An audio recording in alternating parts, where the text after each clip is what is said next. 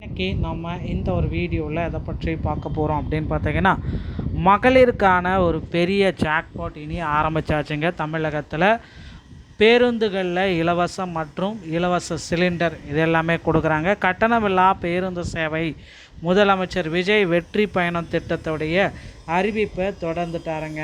So இனி பேருந்துகளில் அலைமோதும் கூட்டம் அப்படின்றத சொல்லலாம். அனைத்து வகையான பேருந்துகளிலுமே மகளிர் வெற்றி பயணம் திட்டம் தமிழகத்தில் அமல்படுத்தப்படுகிறது.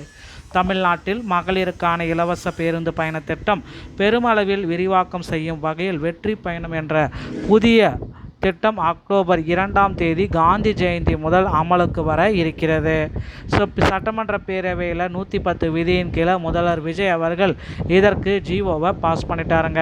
சட்டமன்ற கூட்டத்தொடர் கடந்த ஆகஸ்ட் 5ஆம் தேதி தொடங்கி நடைபெற்று வருகிறது. அந்த வகையில் 2 நாள் விடுமுறைக்கு பிறகு நகராட்சி மற்றும் நிர்வாகம் மற்றும் குடிநீர் வழங்கல் துறை, பரந்தூர் விமான நிலையம், நகராட்சி நிர்வாகம், குடிநீர் வழங்கல் துறை, உயர்கல்வித்துறை, பள்ளிக்கொள்ளைத்துறை, தமிழ் வளர்ச்சி மற்றும் விளம்பரத்துறை ஆகியவற்றின் மானிய கோரிக்கையான விவாதம் நடைபெற்றது.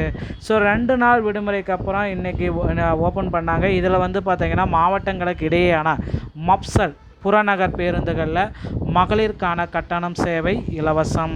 அக்டோபர் 2ஆம் தேதி காந்தி பிறந்த நாள் முதல் வெற்றி பயணம் திட்டம் கட்டணமில்லா சேவை திட்டத்தை 110 விதியின் கீழ் முதலமைச்சர் விஜய் அறிவித்துள்ளார்.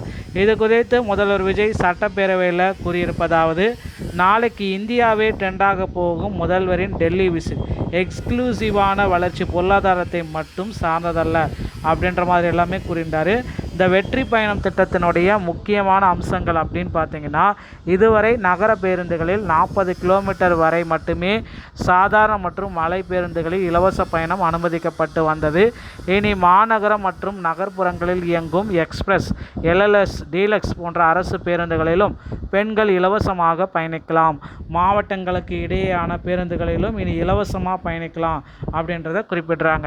ஸோ மாவட்டங்களுக்கு இடையே பயணிக்கும் வகையில் புறநகர் மற்றும் மலைப்பகுதியில் இயங்கும் சாதாரண கட்டண பேருந்துகளிலும் கட்டணமில்லாமல் இலவசமாக பயணித்து கொள்ளலாம் அப்படின்றத முதல்வர் விஜய் அவர்கள் வெளியிட்டாருங்க. கட்டுப்பாடுகள் இல்லை.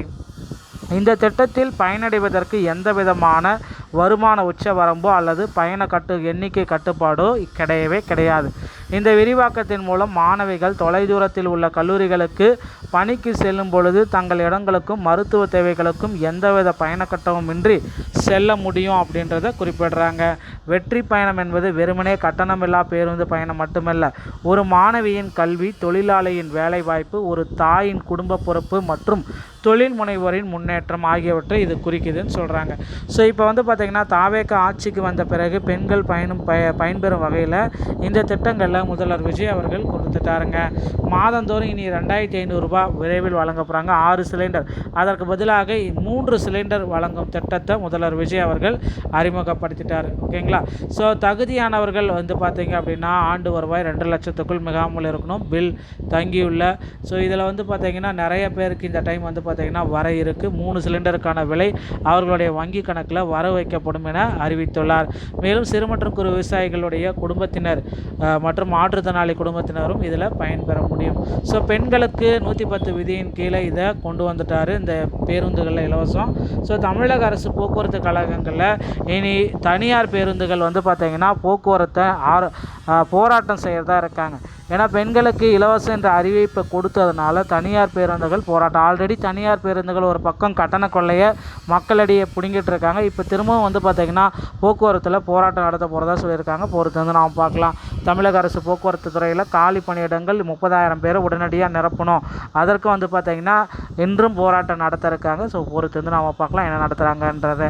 இந்த ஒரு வீடியோ பதிவு இதை பற்றி தான் உங்களுக்கு விளக்குகிறது. வீடியோ உங்களுக்கு பிடிச்சிருந்தால் நீங்கள் நம்முடைய சேனலோடு இணைந்திருங்கள். மீண்டும் ஒரு நல்ல தகவலோடு நான் உங்களை சந்திக்கிறேன். நன்றி, வணக்கம், தேங்க்யூ.